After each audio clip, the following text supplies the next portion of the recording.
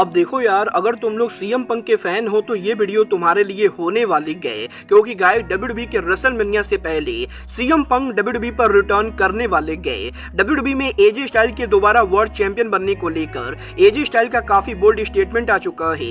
WrestleMania 40 पर Gunther किसको face करेंगे, इसको लेकर काफी बड़ी अपडेट आ रही गए। डब्ल्यूडब्ल्यूई से मैट रिडल के फायर्ड होने के रियल रीजन को लेकर रिडल ने काफी बड़ा खुलासा कर दिया है। डब्ल्यूडब्ल्यूई के स्मैकडाउन के फ्यूचर को लेकर रेसलिंग ऑब्जर्वर की तरफ से काफी बड़ी अपडेट आ रही है। तो गाइज वहीं डब्ल्यूडब्ल्यूई के कल होने वाले स्मैकडाउन के ऊपर डब्ल्यूडब्ल्यूई पर रॉक के रिटर्न होने के साथ साथ हमें यहाँ पर क्या कुछ चीजें देखने को मिलेंगी, इसको लेकर हम इस वीडियो पर बात करेंगे। तो गाइज चलिए बिना किसी देरी के शुरू करते हैं इस वीडियो को। और सबसे पहले बात करेंगे सीएम पंक की। बात करें अगर यहाँ पर सीएम पंक की, तो गाइज ये बात तो हम सभी लोगों को मालूम है, सीएम पंक करंटली यहाँ पर इंजरी की वजह से कंपनी से बाहर चल रहे गए और पॉसिबली आने वाले 6 महीनों तक डब्ल्यूडब्ल्यूई के अंदर सीएम पंक रिंग में कंपीट नहीं कर पाएंगे। बट गाइस यही पंक के लगातार इंजर्ड रहने के बाद भी अब डब्ल्यूडब्ल्यूई के अपकमिंग मंडे नाइट रॉ के ऊपर सीएम पंक को ऑफिशियली एडवर्टाइज कर दिया गया है।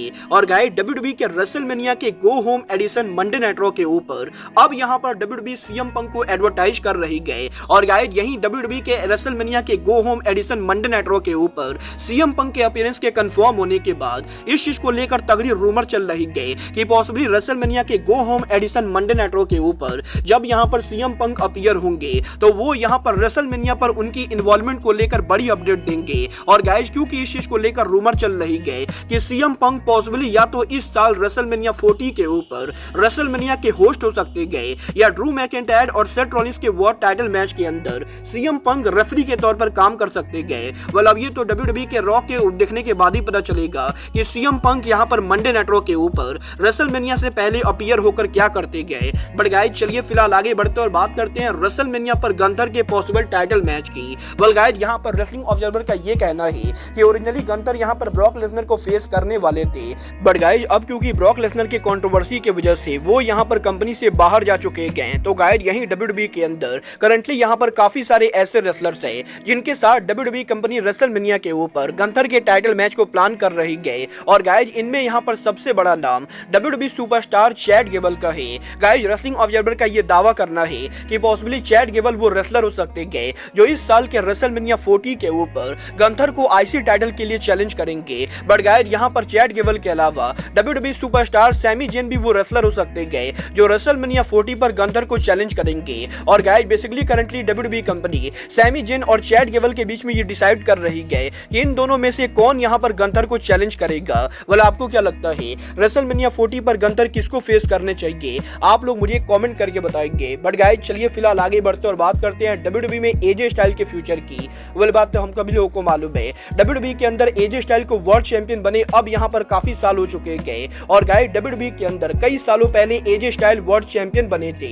बट गाइस यहीं डब्ल्यूडब्ल्यूई के अंदर एजे स्टाइल के दोबारा वर्ल्ड चैंपियन बनने को लेकर एजे स्टाइल ने इस हफ्ते उनके लेटेस्ट इंटरव्यू में बात की। यहां पर एजे स्टाइल का ये कहना है कि वो यहां पर डब्ल्यूडब्ल्यूई से फुल टाइम रिटायर होने से पहले वन मोर टाइम चैंपियन बनना चाहते गए। और एजे स्टाइल ये बिलीव करते गए कि वो यहां पर डब्ल्यूडब्ल्यूई के अंदर अगर यहां पर एक और बार वर्ल्ड चैंपियन बनते गए तो वो यहां पर डब्ल्यूडब्ल्यूई के काफी बेहतरीन वर्ल्ड चैंपियन होंगे। और गाइस एजे स्टाइल ये होप करते गए कि डब्ल्यूडब्ल्यूई से उनके रिटायर होने से पहले उन्हें यहां पर एक बार फिर से डब्ल्यूडब्ल्यूई का वर्ल्ड चैंपियन बनने का मौका मिलेगा।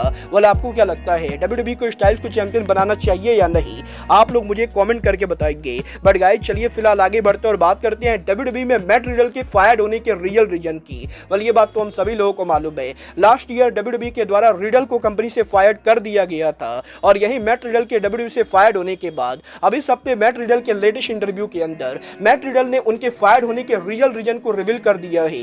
जहां पर मैट रिडल ने यह कंफर्म कर दिया है कि डब्ल्यूडब्ल्यूई में मैट रिडल के ऑन स्क्रीन परफॉर्मेंस से तो कंपनी काफी खुश थी। बट गाइस डब्ल्यूडब्ल्यूई के अंदर जब यहां पर कंपनी ने मैट रिडल का ड्रग टेस्ट किया तो गाइस ड्रग टेस्ट के अंदर मैट रिडल यहां पर टेस्ट को फेल कर गए। और क्योंकि मैट रिडल यहां पर बराबर कोकेन लेते गए तो गाइस इसीलिए मैट रिडल के कोकेन लेने के आदत की वजह से डब्ल्यूडब्ल्यूई के मल्टीपल ड्रग टेस्ट में फेल होने के बाद डब्ल्यूडब्ल्यूई कंपनी ने ये डिसाइड किया कि वो यहां पर रिडल को कंपनी में और नहीं रखेंगे। और गाइस यहां पर मैट रिडल का ये कहना है कि वो यहां पर उनकी गलती पूरी तरह से मानते गए। और गाइस यहां पर मैट रिडल ये बिलीव करते गए कि उनके यहां पर बराबर कोकेन लेने की आदत की वजह से डब्ल्यूडब्ल्यूई कंपनी ने रिडल को फाइट किया।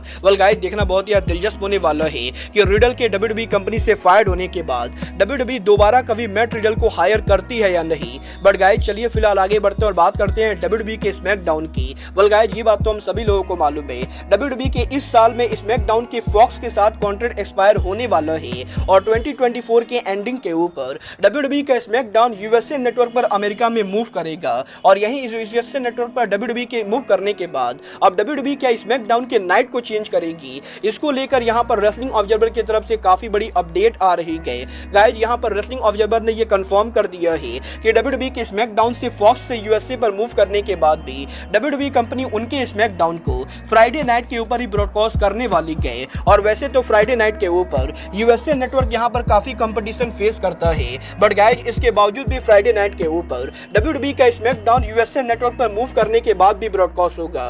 वेल देखना बहुत ही दिलचस्प होने वाला है कि स्मैकडाउन के यूएसए नेटवर्क पर मूव करने के बाद यूएसए नेटवर्क पर WWE के स्मैकडाउन को कितने व्यूअरशिप मिलती है। बट गाइज चलिए फिलहाल आगे बढ़ते हैं और बात करते हैं WWE के कल होने वाले स्मैकडाउन की। वेल बात करें अगर यहां पर कल होने वाले स्मैकडाउन की, तो गाइज कल यहां पर WWE का SmackDown show WWE company Desert Diamond Arena में करेगी, जिस अरीना के अंदर स्मैकडाउन की ओवरऑल कैपेसिटी WWE कंपनी ने करीबन 11,580 रखी है, जहां पर 11,580 टिकट में से WWE ने करीबन 11,500 टिकट सोल्ड आउट कर दिए हैं। बट अब भी कल के WWE के स्मैकडाउन के ऊपर WWE को करीबन 80 टिकट सोल्ड आउट करना बाकी गए, जो कि मेरे हिसाब से WWE करने वाली गए और पॉसिबली कल का यहां पर WWE का स्मैकडाउन शो एक बार फिर से पूरी तरह से सोल्ड आउट होने वाला है। बट अगर बात करें शो के मैचेज और सेगमेंट की, तो कल यहां पर WWE के स्मैकडाउन के ऊपर हमें यहां पर कार्लिटो और सेंटोज एस्कोबार के बीच में 1-on-1 स्ट्रीट फाइट देखने को मिलेगा। तो वहीं वुमेन डिवीजन की तरफ से कल यहां पर बेली और डकोटा काई कबूकी वॉरियर्स को फेस करने वाली गए और इसी के साथ कल यहां पर स्मैकडाउन के ऊपर रॉक यहां पर शो के ऊपर रिटर्न करने वाले गए। वेल देखना बहुत ही दिलचस्प होने वाला है कि कल WWE के स्मैकडाउन के ऊपर रॉक यहां पर अपीयर होकर क्या करते गए और एलिमिनेशन चैम्बर पर कोडी के रॉक को चैलेंज करने के बाद कल यहां पर स्मैकडाउन के ऊपर रॉक यहां पर कोडी के चैलेंज को एक्सेप्ट करते गए या स्मैकडाउन के ऊपर रॉक और कोडी के बीच में कन्फ्रंटेशन होता है। वेल आपको क्या लगता है कल यहां पर स्मैकडाउन के ऊपर रॉक यहां पर कोडी के चैलेंज को एक्सेप्ट करेंगे या नहीं? आप लोग मुझे कमेंट करके बताएंगे। बट गाइज अब आज के इस वीडियो में बस इतना ही। मैं मिलता हूं आपसे अपने अगले वीडियो में। बट गाइज तब तक के लिए goodbye, good night and bang.